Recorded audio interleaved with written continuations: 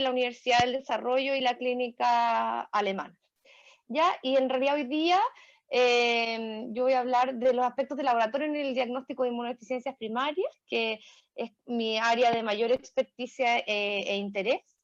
Y está dividida un poco la charla en distintas partes, así que siéntanse libres de, no sé, levantar la mano por acá si tienen que hacer preguntas.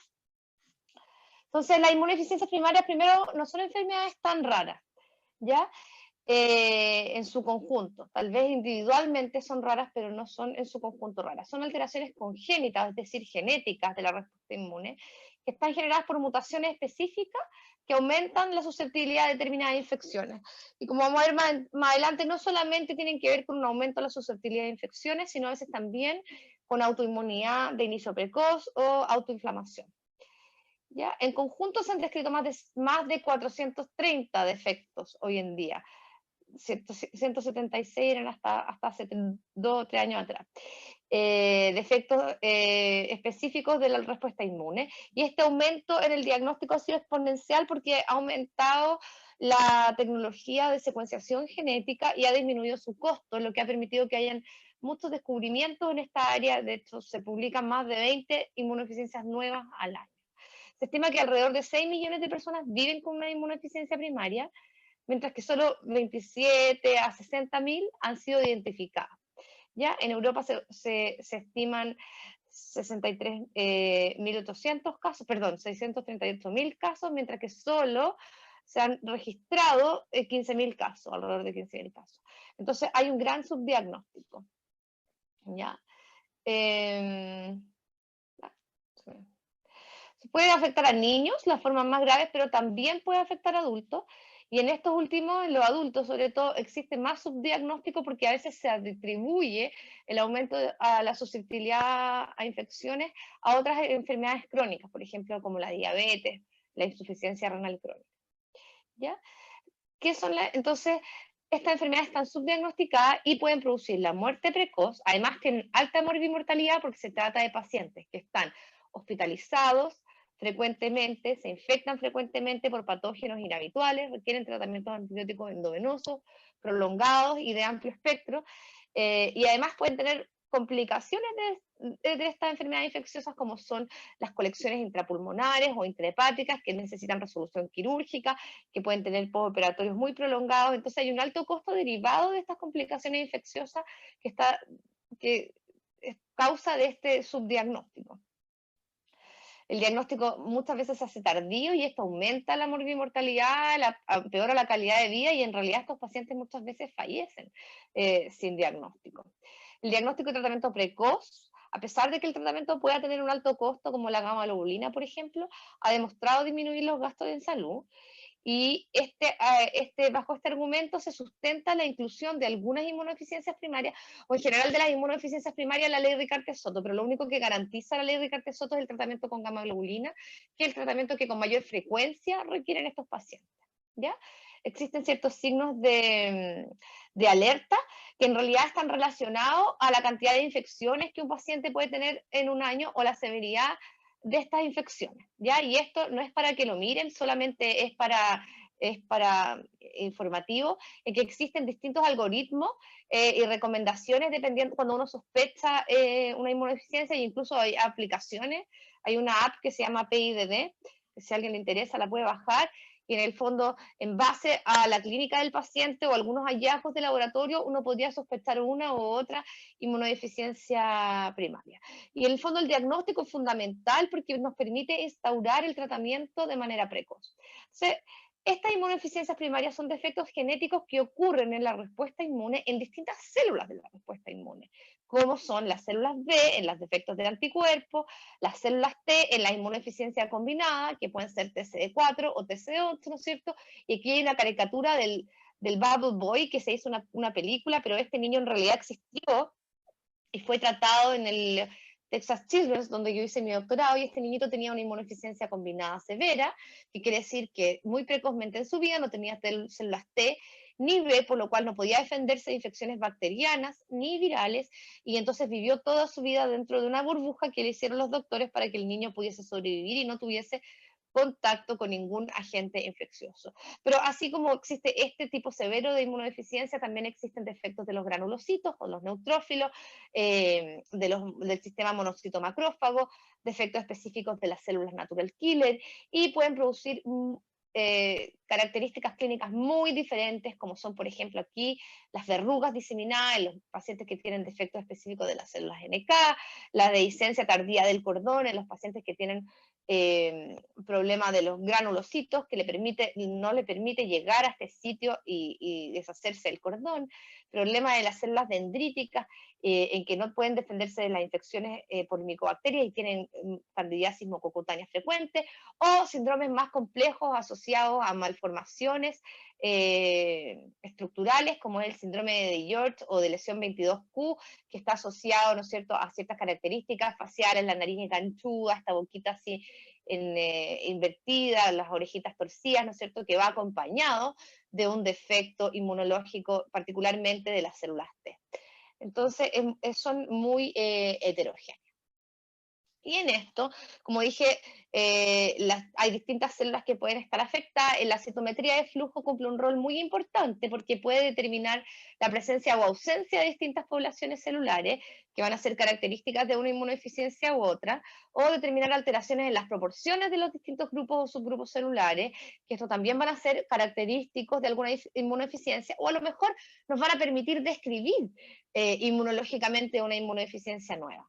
También permite determinar la presencia o ausencia de proteínas que participan en la respuesta inmune y así lograr hacer el diagnóstico, o incluso determinar la función de determinadas proteínas para lograr hacer el diagnóstico. Aquí me refiero con función, por ejemplo, la internalización de ciertos receptores de la respuesta inmune o proteínas que se fosforilan para cumplir su función. Entonces uno puede medir y distinguir cantidad de proteína total por citometría de flujo versus proteínas fosforiladas. ¿Ya? Entonces voy a tratar de ir como una inmunodeficiencia a la vez, integrando qué aspectos de la citometría de flujo pueden ser útiles para el diagnóstico de esta inmunodeficiencia. Primero, voy a hablar de ciertos aspectos básicos de la citometría de flujo para poder entender a qué me estoy refiriendo y como ustedes tienen distinto background, en el fondo para poner todos un poco al día de qué significa la citometría de flujo, qué es lo que es y sobre qué base se sustenta. Entonces, la citometría de flujo incluye el flujo, ¿no es cierto? Eh, y la detección de colores con los cuales las células están teñidas. Entonces aquí yo tengo mi muestra, ¿no es cierto? Y esta muestra es sometida a un sistema de flujos con presión diferente, y hay una presión del líquido que recubre el flujo de células y una presión del flujo de células mismo, ¿ya?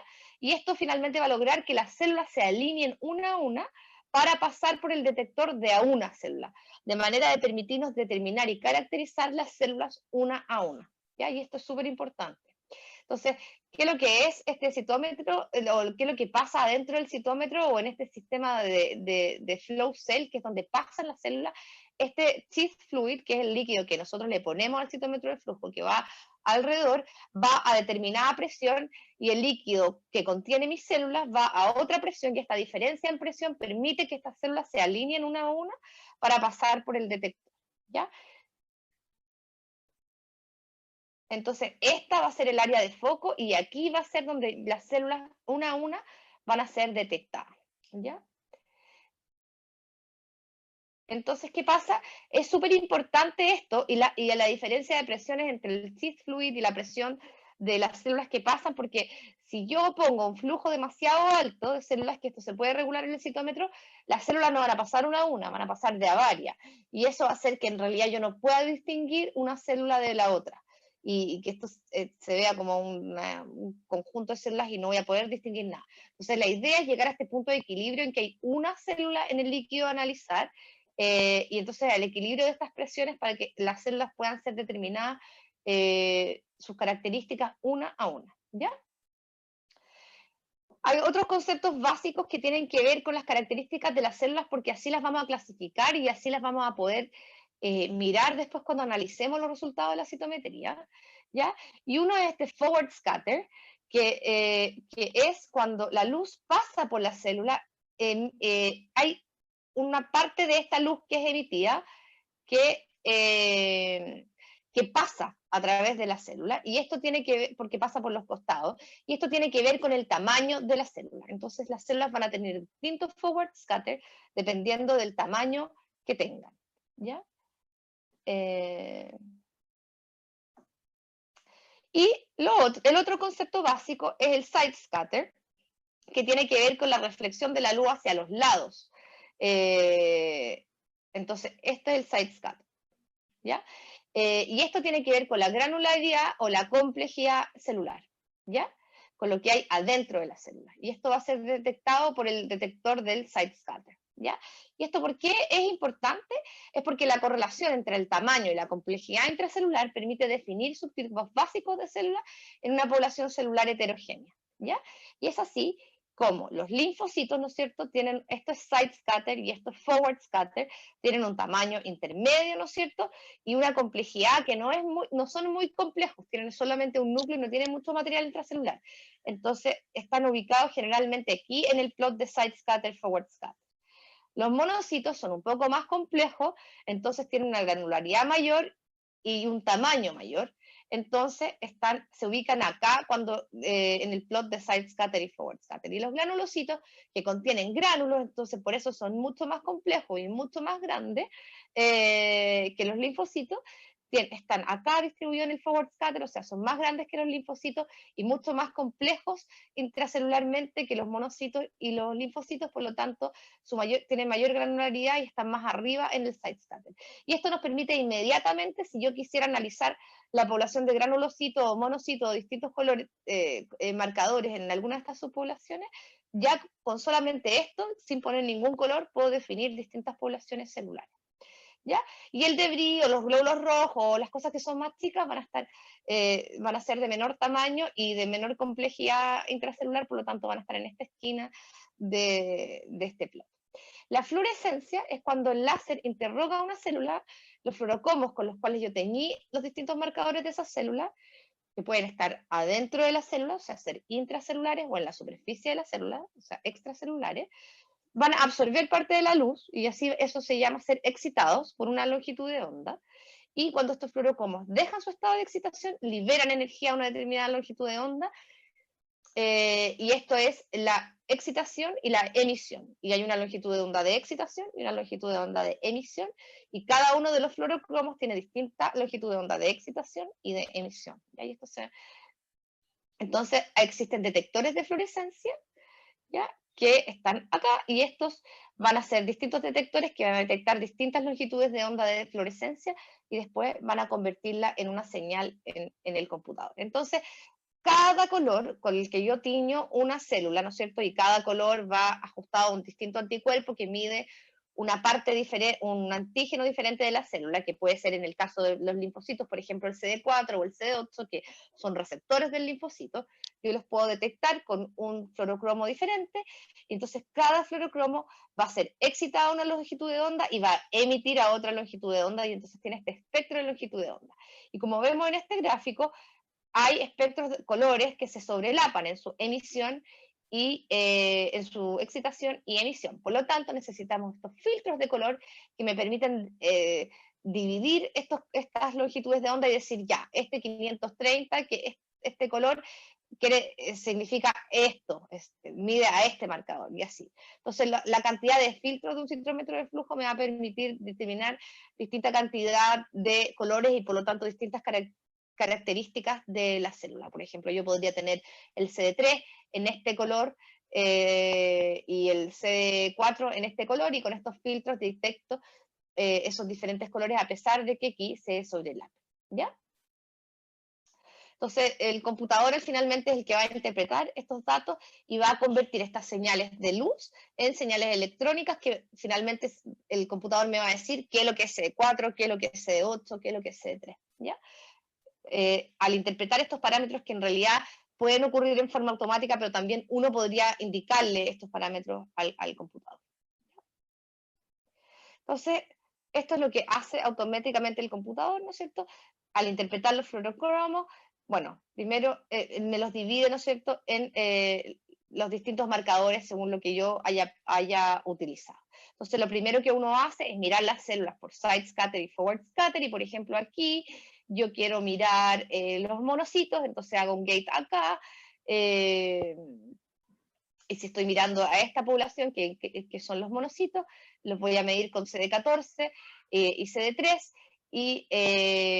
y así logro identificar el subtipo celular de interés. Y esto es, al hacer esto alrededor de cada población celular, ¿no es cierto? Después yo puedo mirar esta población celular en específico y buscar diferentes parámetros, y esto es lo que se llama gating, ¿ya?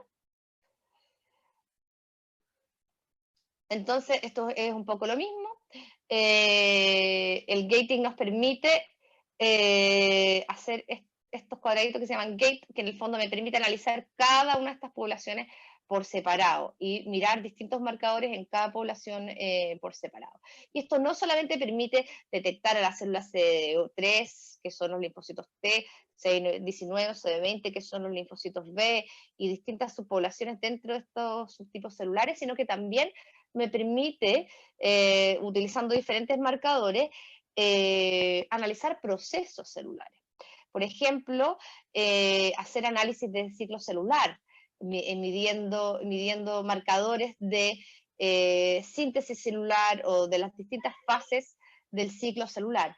Me permite ver apoptosis celular, porque si yo pongo un marcador que marque los lípidos que contengan fosfatidilcerina, ¿no es cierto? Yo sé que eso o le ocurre a las células antes de caer en apoptosis, entonces puedo medir muerte celular y hacer distintos ensayos de muerte celular. O de fosforilación, ¿no es cierto?, con algunas, hay proteínas que son fosforiladas en el intracelular, entonces se utilizan distintas estrategias de permeabilización celular para teñir moléculas que están dentro de la célula, y yo puedo utilizar anticuerpos que son específicos para una proteína fosforilada, y entonces así puedo determinar ciertas señalizaciones inmunológicas adentro de la célula. Entonces, es muy versátil. Y esto es como un plot, ¿no es cierto?, donde yo puedo identificar claramente aquí la población dentro de si hago un gate en la CD3, que son las células T, puedo hacer subgating en la CD8 y en la CD4, y puedo utilizar, por ejemplo, marcadores de memoria,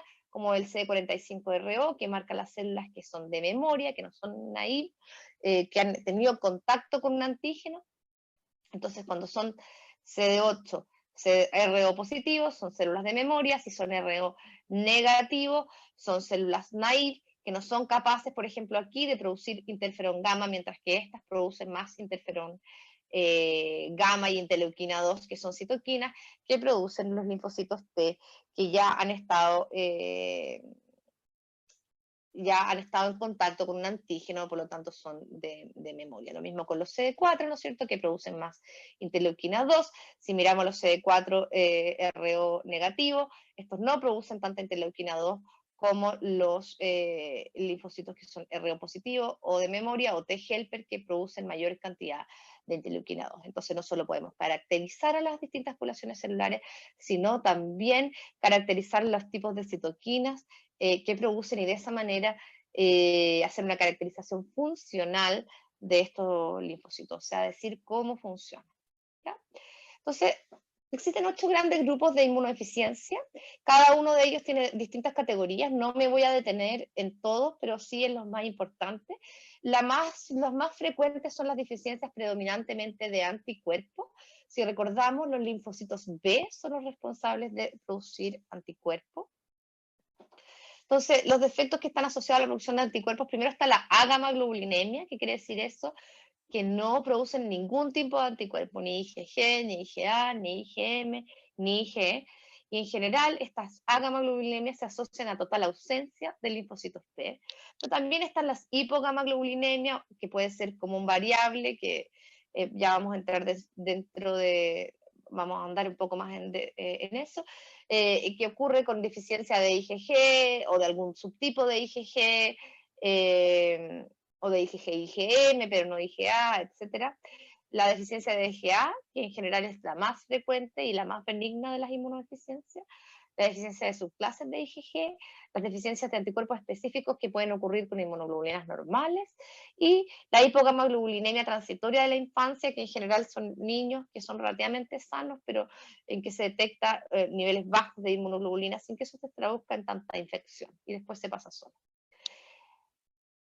¿Ya? Entonces, para hacer el diagnóstico de estos defectos de anticuerpos, por supuesto, medimos los anticuerpos de tipo IgA, IgM, IgG, IgE, y también podemos medir las subclases de anticuerpos IgG1, IgG2, IgG3, IgG4. Y aquí la determinación de las células B es fundamental. Entonces uno puede medir las células B totales, que se caracterizan por tener CD19 o CD20 en su superficie, pero también hay subclases de estas células B. Entonces, si yo hago un gate, como dije antes, en las células B CD19 positivas, puedo buscar diferentes marcadores que me digan si estas células B son de memoria, si son células plasmáticas, que son las células B que se han diferenciado para producir anticuerpos. Y esto, la presencia o ausencia de estos distintos subtipos de células B ayuda un poco al diagnóstico específico de inmunodeficiencia y también al pronóstico a veces de la inmunodeficiencia. ¿Ya? Entonces, los defectos humorales, pueden haber defectos genéticos en distintas moléculas del sistema inmune, y aquí grafiqué algunas.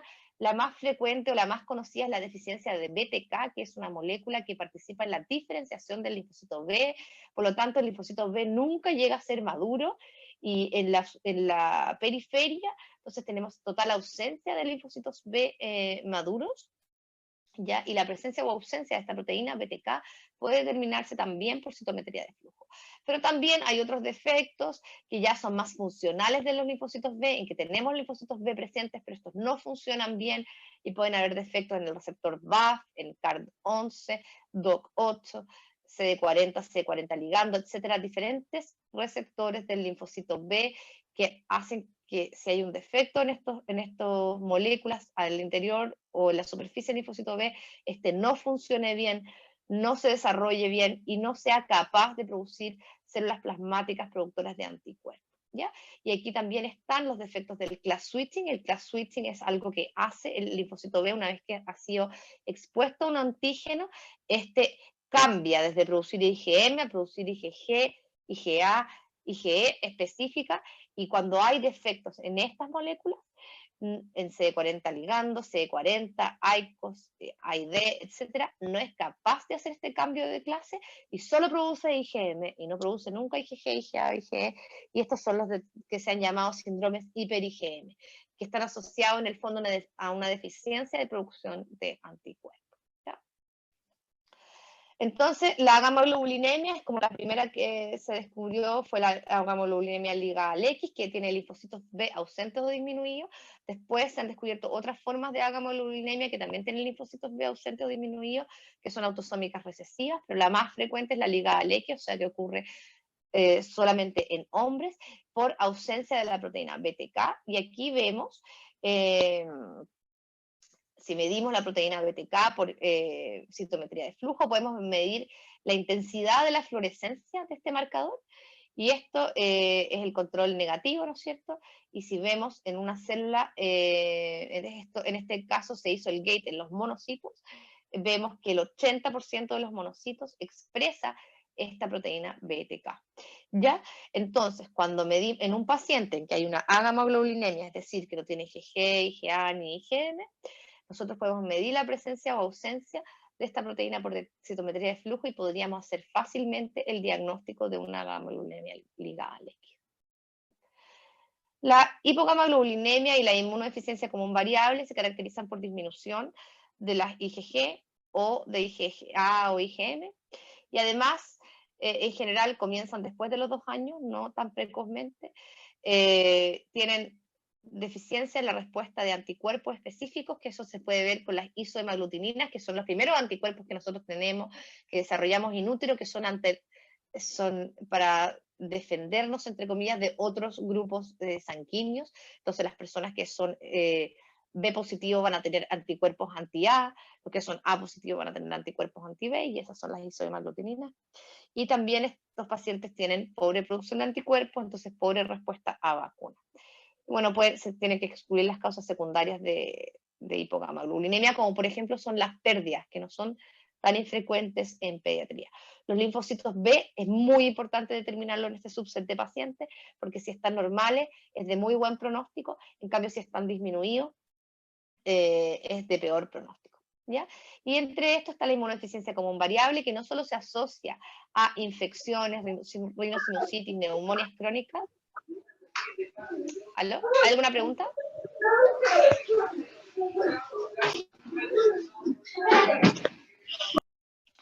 Marcia, ¿puedes silenciar a todos, por favor?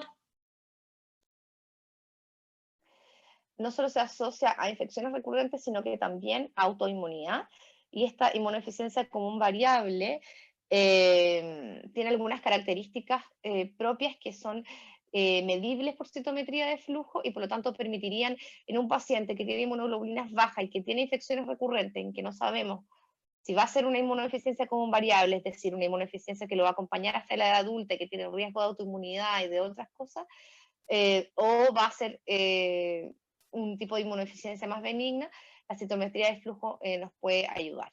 Entonces, bueno, aquí evidentemente el hemograma con un recuento diferencial es muy importante, las inmunoglobulinas, como dije, las subclases, las pruebas funcionales de anticuerpos son muy importantes, nosotros podemos medir anticuerpos específicos, antidifteria, antitétano, antihemófilo de influenza, las isomaglutininas, que ya casi nadie las mide, y los anticuerpos antineumocócicos, que puede uno medir anticuerpos específicos, antineumococos, a distintos serotipos de neumococo. Y también las subpoblaciones linfocitarias, porque los linfocitos B, como dije, pueden estar normales o disminuidos. Pero también es importante diferenciar los distintos subtipos de linfocitos B. Entonces así están los linfocitos B naive, que son IgD positivos, que es la primera inmunoglobulina que se produce, a los linfocitos de memoria, que adquieren este marcador CD27 positivo, y algunos de esos hacen cambio isotípico, y otros que no hacen cambio isotípico, entonces se mantienen IgD positivos, y los que hacen cambio isotípico se negativiza la IgD. Y esto es muy importante porque si yo soy capaz de tener, o si la persona tiene linfocitos B y son todos naïf, esto me habla de que hay una alteración en la maduración de los linfocitos y que probablemente ese paciente tenga un defecto genético que le impide a ese linfocito B madurar. Si en cambio tengo una de todas las poblaciones, lo más probable es que ese efecto a lo mejor es en la función del linfocito B, pero que no me altera ninguna subpoblación específica del linfocito B. Si yo tengo una alteración específica de los linfocitos B de memoria, que luego se van a transformar en células plasmáticas productoras de anticuerpos, es probable que ese paciente evolucione hacia una inmunodeficiencia común variable, que es una inmunodeficiencia crónica, que como dije se caracteriza por infecciones recurrentes y su asociación con autoinmunidad. ¿Ya? Después está la deficiencia de anticuerpos específicos, que la menciono porque es una de las inmunodeficiencias más frecuentes. La inmunoglobulina y las subclases son normales, pero tienen una deficiencia en la respuesta específica de anticuerpos, y estos pacientes tienen muchas infecciones rinosinusales, bronquitis, neumonía, otitis, etc.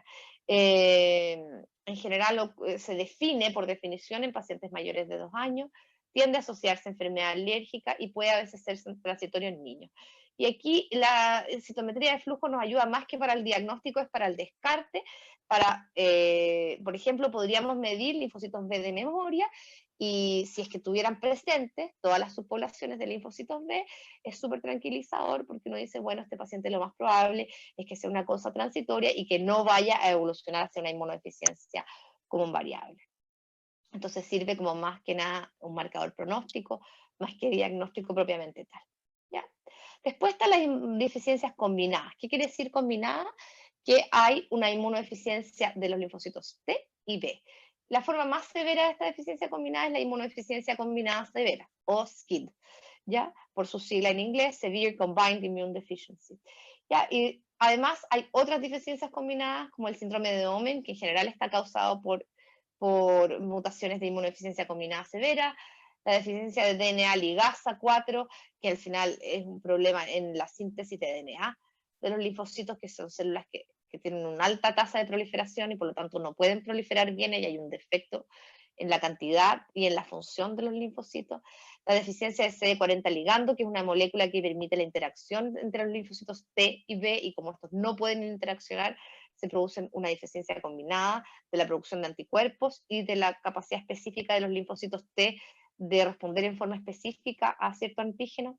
La deficiencia de MHC clase 1, que es la molécula con la cual las células presentadoras de antígenos presentan los distintos antígenos bacterianos o virales al sistema inmune. Entonces, si esto no está, no puede presentárselo en forma adecuada a los linfocitos T y por lo tanto estos no pueden responder. El síndrome de George o de lesión 22q, que les mostré la foto al principio, ¿no es cierto?, que se caracteriza su forma más grave por ausencia de timo. Entonces el timo es donde maduran los linfocitos T y tienen dismorfias faciales, malformaciones cardíacas, específicamente conotruncales, o sea, de los grandes vasos,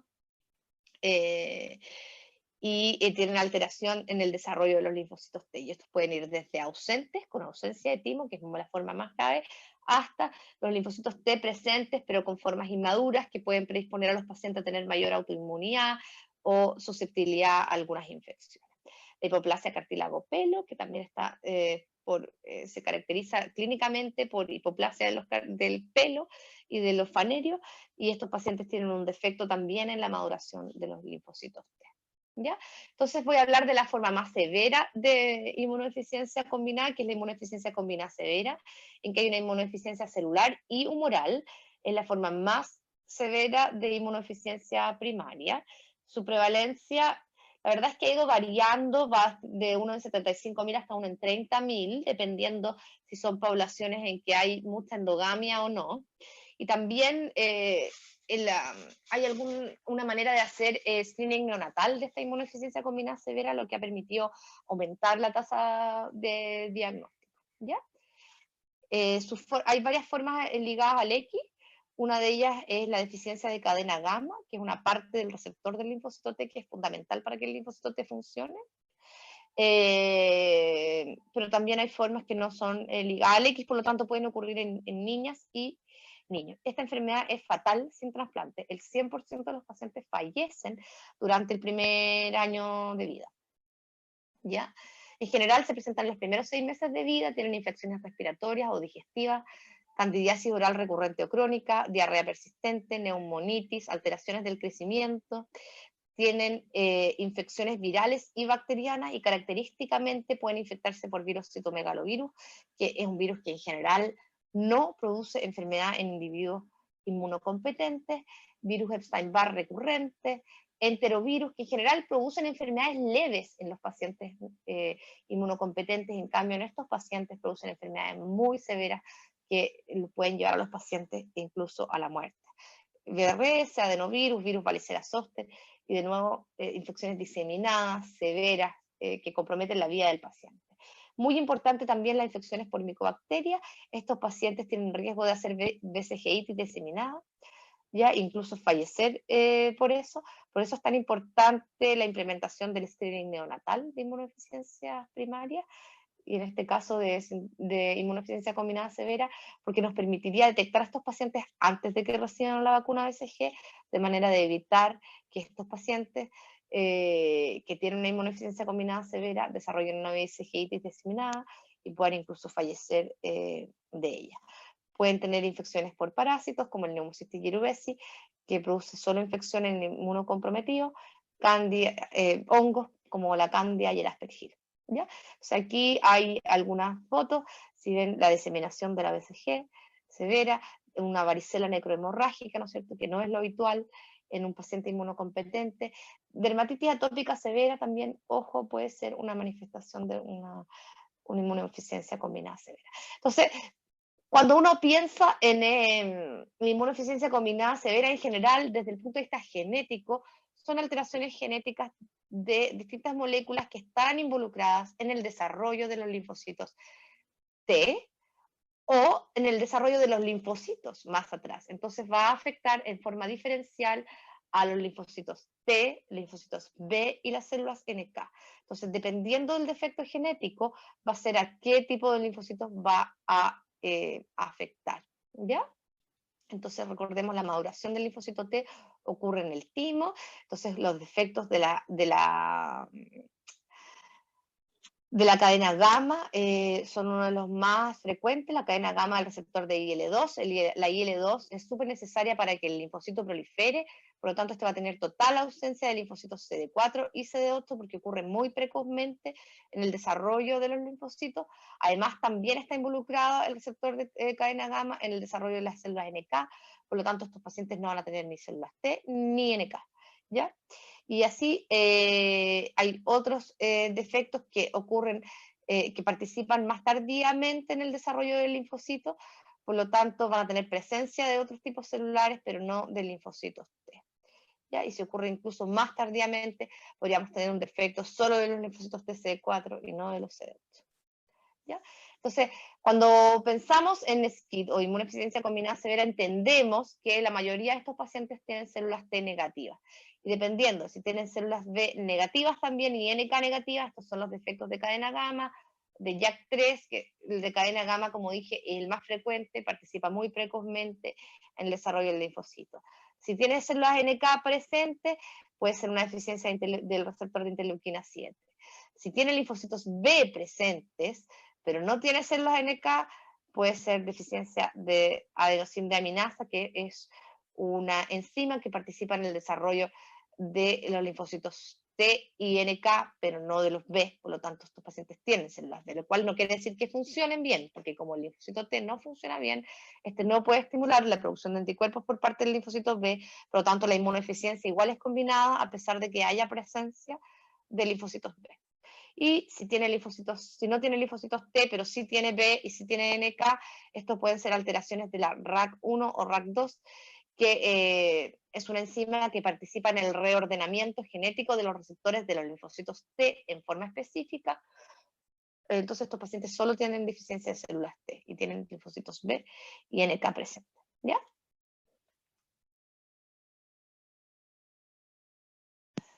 Entonces así también podemos caracterizar los linfocitos TCD4, por ejemplo, como dije antes, en si es que hay linfocitos T de memoria o no, y esto es diferente a las distintas edades. Entonces si vemos un niño recién nacido que todos sus linfocitos T son de memoria, o sea, RO positivo, eso es preocupante porque quiere decir que hay un problema, ¿no es cierto?, en la maduración de los linfocitos. Por el contrario, si vemos un adulto que no tiene linfocitos RO, C4 o C8 RO positivo, o sea que sus linfocitos no son capaces de madurar, también eso indica que puede haber un problema en la maduración linfocitaria. Entonces, para hacer el diagnóstico es importante la historia familiar. Muchos de estos pacientes tienen antecedentes de un hermano fallecido o de alguien en la familia fallecido. El screening neonatal, que no me voy a tener en eso ahora porque es un poco más largo de explicar, pero en el fondo las células T cuando maduran reordenan su material genético y botan de la célula parte del material genético, y esto se puede medir por técnica de qPCR, y estos son los TREC o T-Cell Excision Circles, que se pueden medir de una gota de sangre en la tarjeta de Guthrie, y se hace en la misma tarjeta que se hace todo el screening neonatal, y uno puede medir esa cantidad de material genético por qPCR, y si es que hay poca cantidad, eso se asocia a poca maduración de los linfocitos T, por lo tanto a un defecto en la maduración de los linfocitos T que es sugerente de inmunodeficiencia combinada severa. Va a ser el diagnóstico con el hemograma, la cuantificación de los linfocitos T, B y NK, la proliferación linfocitaria, de lo cual voy a hablar enseguida, ¿no es cierto?, que también se puede hacer por citometría de flujo, y la podemos hacer frente a distintas cosas, mitógenos como el PHA y el PMA, o antígenos como el CD3 o otros antígenos, Candida, por ejemplo, y otros, para ver la capacidad de estos linfocitos de proliferar frente a la presencia de distintos antígenos. ¿Ya? Bueno, obviamente la cuantificación de inmunoglobulina y los anticuerpos específicos post-inmunización. Entonces, este es un estudio de linfoproliferación, que es lo que se hace, se tiñe la célula, en este caso con un marcador. Entonces, la célula, a medida que se divide, pierde la mitad de esa tintura. Entonces, si vemos en 5 días con la célula expuesta a PHA, vemos que el primer día perdió la mitad, el segundo día perdió la otra mitad, después la otra mitad, y después la otra mitad, y así. Entonces, esta pérdida de la tinción intracelular nos indica que la célula ha ido proliferando, y por lo tanto, como se va dividiendo, va repartiendo esta cantidad de tinción entre dos células. Entonces, cada célula, porque por citometría de flujo la estamos midiendo una a una, tiene menor cantidad de este fluorocromo adentro. Y está, de nuevo, en este eje está la intensidad media de fluorescencia, que está medida en escala logarítmica. Entonces, mientras más acá, mientras más a la derecha, mayor cantidad de fluorocromo adentro de la célula. Entonces, esta cantidad, a medida que prolifera la célula, va disminuyendo. ¿Ya? Después, la disfluxencia del class switch recombination, como dije, que es este cambio de clases de inmunoglobulinas que realiza el linfocito T, el linfocito B, perdón, gracias al estímulo del linfocito T, que ocurre fundamentalmente mediante la interacción del CD40 ligando que está en el linfocito T y el CD40 que está en el linfocito B. Entonces esto estimula el cambio de clase de IgM a IgG, IgA, IgE. Entonces se produce un síndrome hiper-IgM porque tienen pura IgM pero no logran hacer IgG e IgA. El 70% ocurre por deficiencia de CD40 ligando ligada al X. Estos pacientes tienen infecciones recurrentes, tienen infección por Cryptosporidium, que es un microorganismo oportunista, por Pneumocystis jirovecii, y también pueden tener alterada la linfoproliferación. También hay formas autosómicas recesivas menos frecuentes por defectos enzimáticos que ocurren más río abajo dentro de esta escala de señalización intracelular. ¿Ya? Y la cantidad de linfocitos de CD40 ligando se puede medir también por citometría de flujo. Entonces, ¿qué vemos acá? Acá vemos células CD3 positivas, ¿ya? Y estos linfocitos CD3, cuando no están estimulados, no exponen el CD40 ligando a la superficie, pero cuando los estimulamos 5 horas con PMA, estos linfocitos se estimulan y este CD69 es un marcador de estimulación. Y entonces cuando comprobamos que logramos estimular estos linfocitos, por eso es tan importante este gating previo, vemos si hay presencia o ausencia de CD40 ligando. Y lo normal es ver presencia de CD40 ligando en las células CD3 positivas, ¿no es cierto?, después de que han sido estimuladas. Sin embargo, en un paciente que tiene deficiencia de CD40 ligando con un síndrome hiper-IgM, vemos total ausencia de CD40 ligando en las células CD3 positivas o linfocitos T, a pesar de que estos están estimulados. Y para comprobar que están estimulados, medimos el CD69. ¿Ya? Hay otros síndromes bien definidos asociados a inmunodeficiencia. Hay varios, como el síndrome de Wiskott-Aldrich, que me voy a detener un poquito más, y otros como el síndrome de George, que ya mencioné, y otros. ¿Qué es el Wiskott-Aldrich? Es un síndrome ligado al X, que ocurre por mutaciones en el gen WASP. Hay de 1 a 4 en 1 millón de individuos recién nacidos. Estos pacientes tienen trombopenia con plaquetas en general pequeñas, que pueden ser miradas tan simplemente como mirarlas al frotis.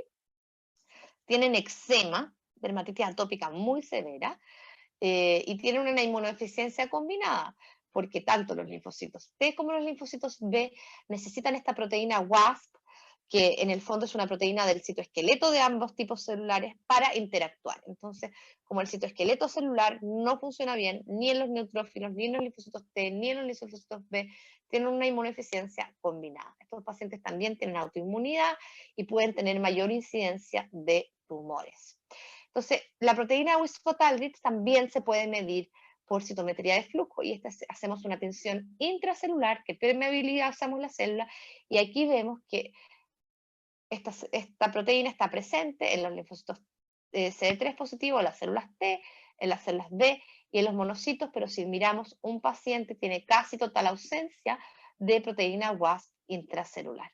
Y también pueden ocurrir situaciones intermedias en que tiene mutaciones que hacen que el paciente tenga poca proteína pero no ausente, y en general eso se asocia con fenotipos más leves. Entonces, no solamente sirve para el diagnóstico, sino también para el pronóstico de esta enfermedad, que es determinante a veces para el tratamiento, porque uno podría decidir si trasplantar a un paciente o no, dependiendo de la cantidad de proteína que tenga y de cómo funcione esta.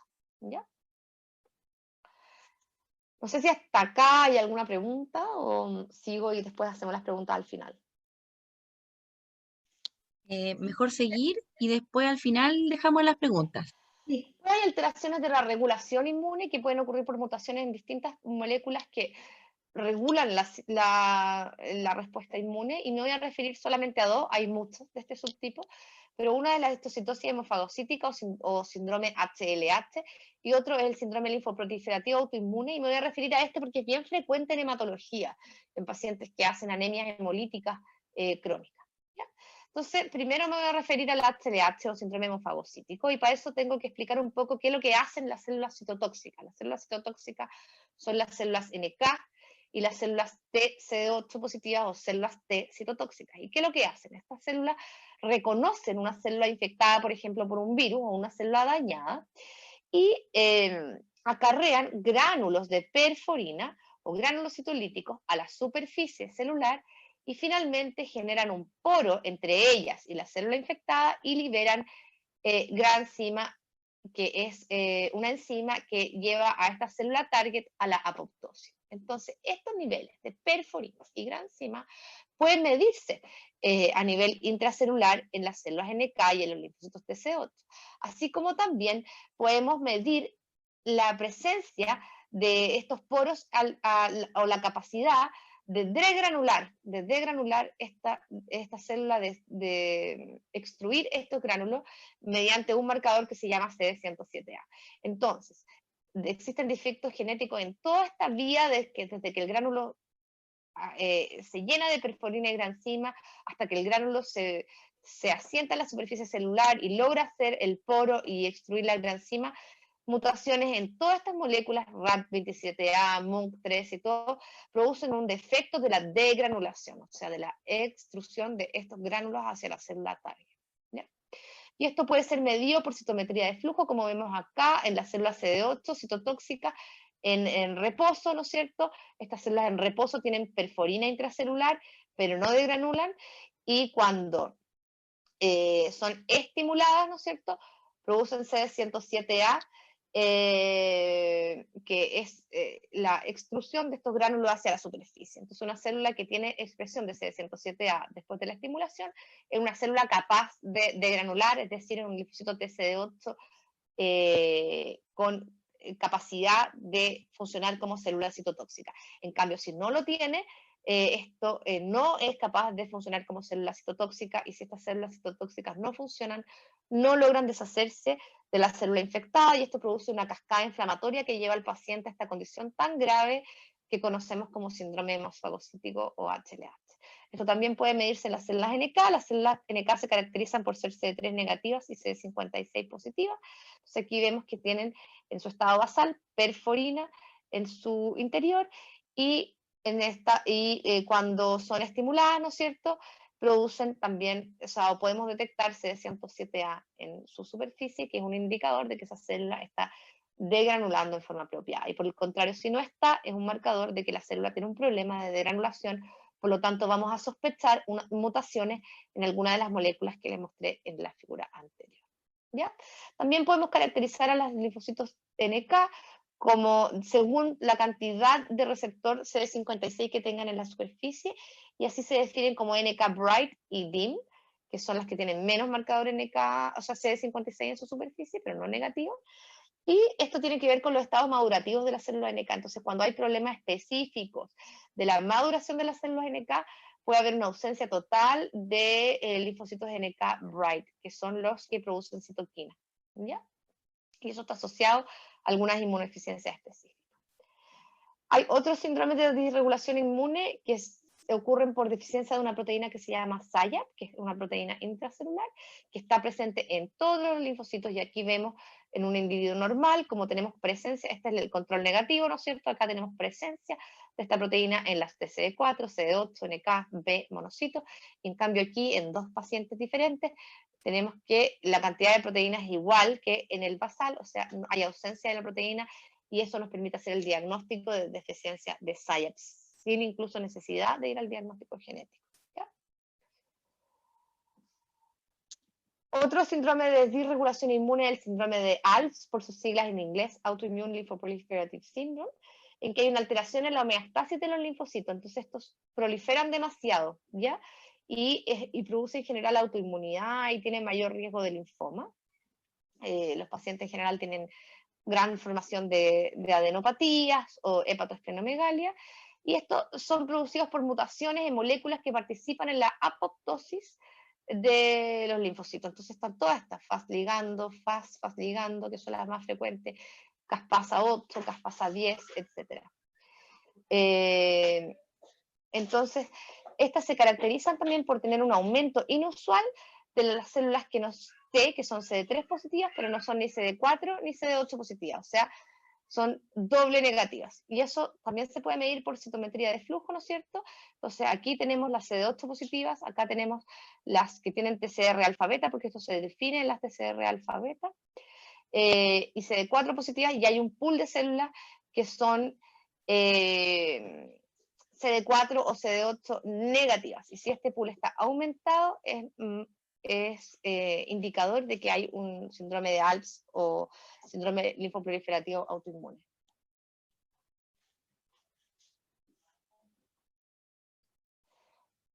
Y por último están los defectos de los fagocitos, que son de los neutrófilos, y que de esto la inmunodeficiencia más preocupante es la enfermedad granulomatosa crónica, que se asocia a infecciones recurrentes por bacterias y por hongos. Hay alteraciones de la cicatrización, y esto ocurre por un defecto de la NADPH oxidasa adentro del neutrófilo, que es la manera en que el neutrófilo tiene de deshacerse de las células infectadas. Entonces, el más frecuente ocurre por mutaciones en esta molécula, GP91, también puede ser autosómica recesiva. Entonces, por citometría de flujo nosotros podemos medir lo que se llama el estallido respiratorio. Para que haya un estallido respiratorio normal, tiene que haber indemnidad de la NADPH oxidasa. Entonces aquí vemos el control, ¿no es cierto?, estimulado, el control no estimulado, que está acá, y un paciente, ¿no es cierto?, en que hay un defecto en el estallido respiratorio de los neutrófilos. Y las madres en general son portadoras, por lo tanto tienen un estado intermedio entre el paciente y lo normal. ¿Ya? Y bueno, después todas estas mutaciones genéticas pueden ser confirmadas por estudios genéticos. Y esto es como para solamente estimularlo. La citometría ha llegado súper lejos y hoy en día hay citómetros de 4 colores, de 8 colores, de 16 colores, 18 colores, 21 colores, 51 colores.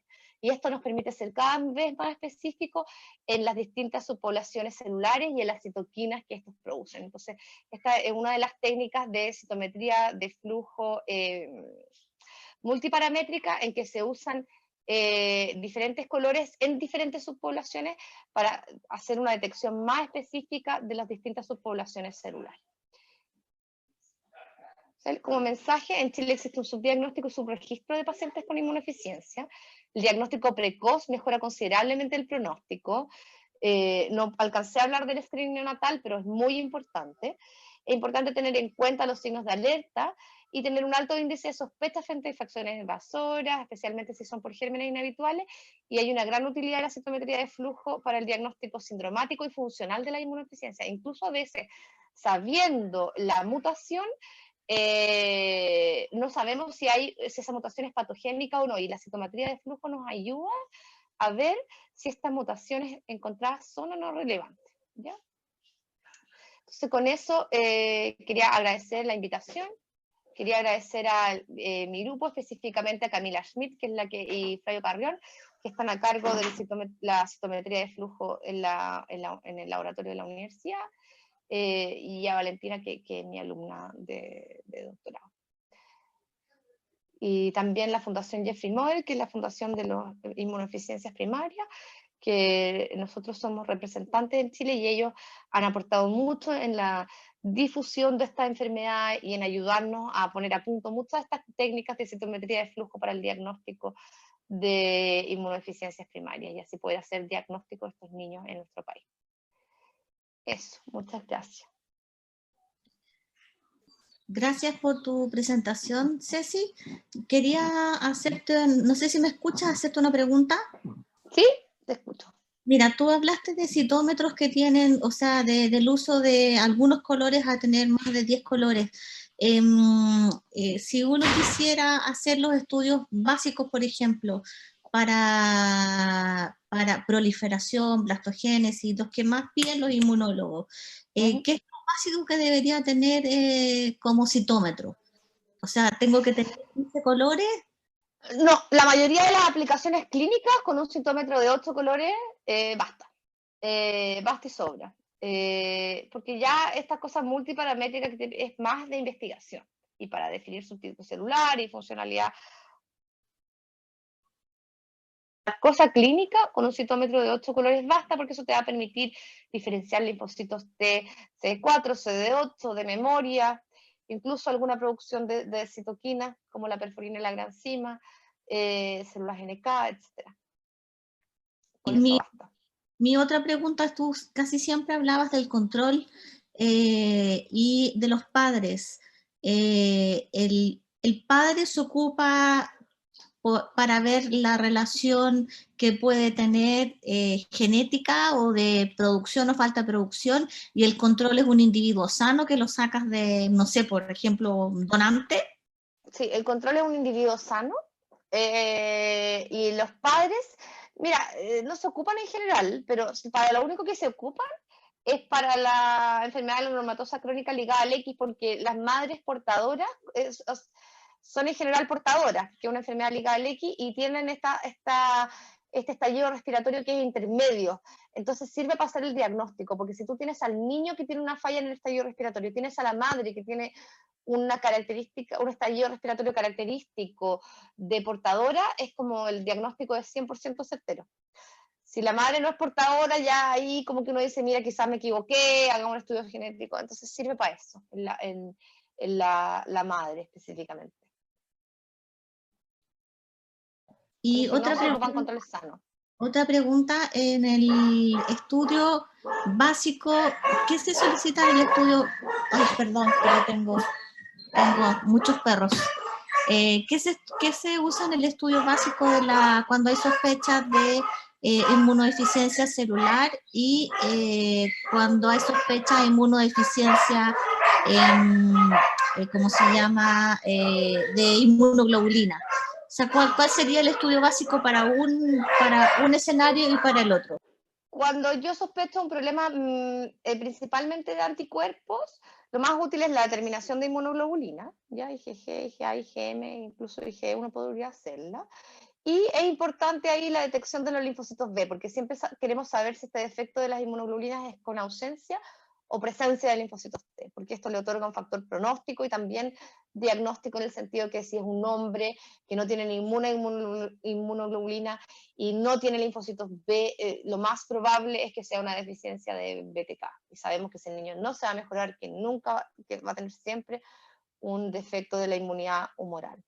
En el caso de, ahora, en los casos que son media tinta, por ejemplo, que tienen inmunoglobulinas bajas, eso, indudablemente uno, como lo mínimo, tiene que asegurar de que hayan linfocitos T y que las proporciones entre estos linfocitos T sean adecuadas. Entonces, también unas subpoblaciones linfocitarias que incluyan linfocitos T, CD3 positivo, CD4, CD8, células NK y linfocitos B, como para poder entender un poquito más la situación y para poder asegurar que el problema sea solo de la producción de anticuerpos y no vaya acompañado de un defecto también de las células T. Y dependiendo de la historia de infecciones del paciente, también uno pudiese querer hacer una proliferación linfocitaria para saber que si los linfocitos T existen, si estos funcionan o no funcionan, o si hay algún defecto funcional de los linfocitos que no proliferan bien y que por lo tanto, a pesar de estar en cantidades normales, predisponen al paciente a tener infecciones por agentes oportunistas. Así que eso sería como la cosa básica para los dos. Y en el caso específico de las inmunodeficiencias combinadas o de tipo T, bueno, ahí de todas maneras también las inmunoglobulinas, de todas maneras las subpoblaciones linfocitarias que incluyan linfocitos T, B, NK y las subpoblaciones de T, muchas veces también son útiles los linfocitos T de memoria, por esto que yo mencionaba, que sabemos que si un niño recién nacido tiene puros linfocitos T de memoria, hay un problema y probablemente hay linfocitos maternos que pasaron y no son de él, y entonces es más probable que tenga una inmunodeficiencia combinada severa. Y también la proliferación linfocitaria es fundamental, y la respuesta a antígenos. Siempre la respuesta a vacunas, ya sea antígenos proteicos, como es el tétano, el pertussis, o polisacarios, como son los anticuerpos antineumococos, nos hablan de una funcionalidad global del sistema inmune. Para tener una respuesta de anticuerpo específico a cualquiera de estos agentes, necesitamos que los linfocitos B y T funcionen bien y produzcan anticuerpos, porque necesitan interactuar entre ellos.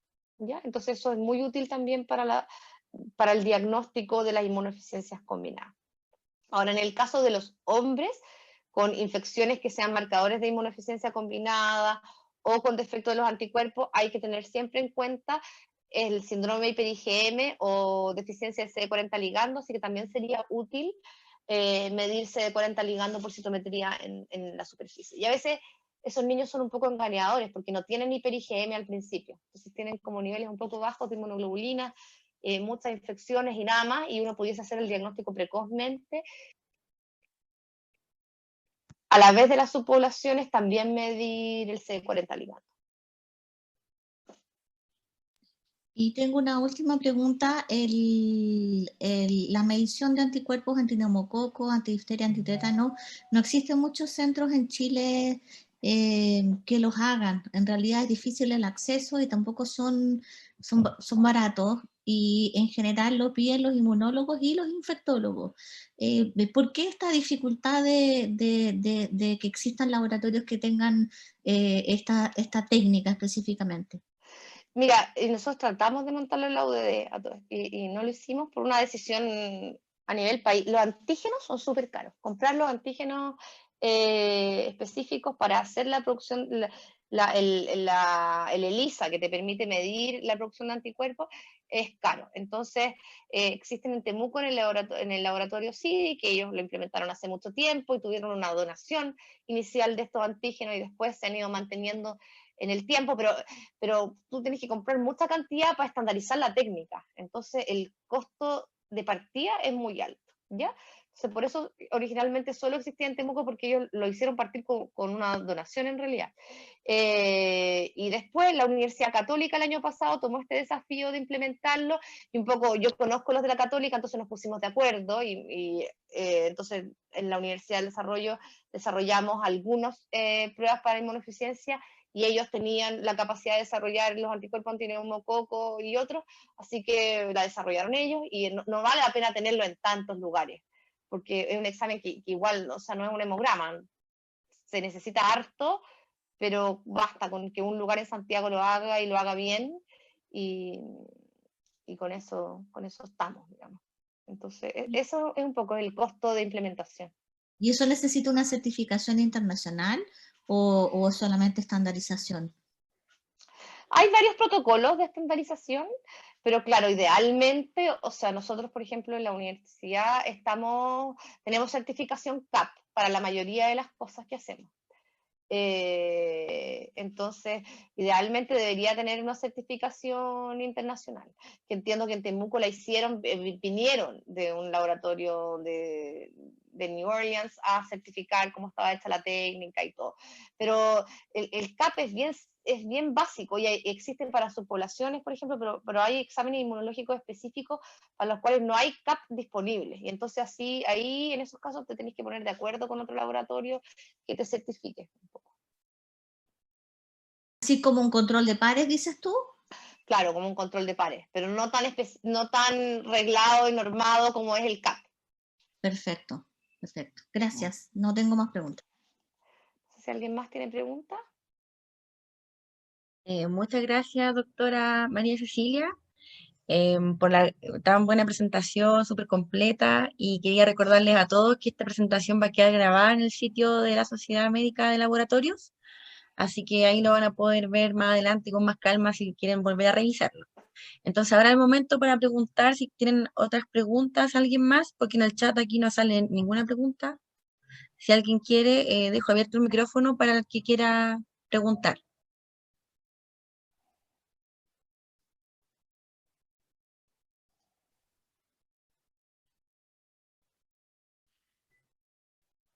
Parece que no hay más preguntas. ¿Nadie más? Es que estuvo súper completa en realidad, así que yo creo que por eso, y la dona preguntó harto y ahí te se explicó harto también, entonces por eso yo creo que Dona la Sí. preguntona. Claro, Donna preguntó todo lo que había que preguntar. Sí, muy Sí. completa y clara, dice Cecilia Borges. ¿Ves? Sí, eso es lo que pasa. Ya, doctora, entonces queríamos agradecerle a otra. Hoy aquí en el chat dice Marité Montalvo, solo felicitaciones y muy buena presentación. También. Bueno, Puro muchas gracias por la agradecimiento. invitación. Muchas gracias, dice Pastabilo. Ya, doctora, muchas gracias. Y entonces la dejamos hasta acá. Y no sé si alguien más quiere decir algo.